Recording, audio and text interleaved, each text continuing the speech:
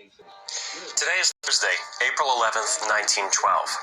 The Titanic had been sailing from Cherbourg, France since last night, and it was now soon arriving at Queenstown, Ireland. Before arriving in Queenstown, there's evidence that the Titanic actually did some maneuvers and tested how well she could turn and sail around, and there's photographs of a very interestingly curved wake of the Titanic as photographed by Francis Browne again, the priest in training.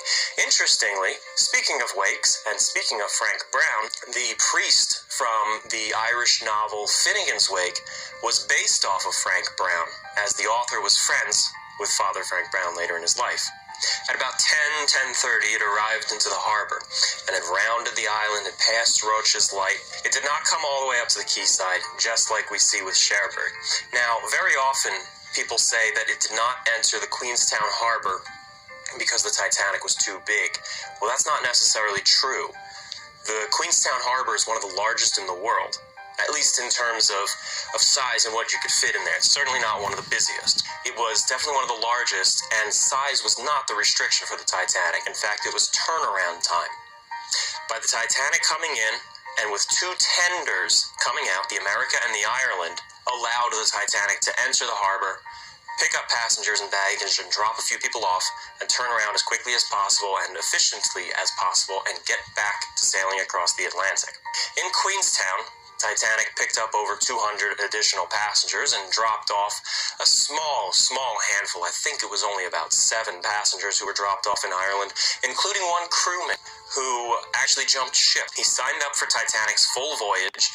He sailed from Southampton, went over to Cherbourg, and when he got to Queenstown, he's like, psych, and he jumped off the ship, pretty much. He got onto the tender, and he left. You're not supposed to do that. White Star Line does not like that, but he did it anyway, and essentially just, well, probably saved his own life. So good for him.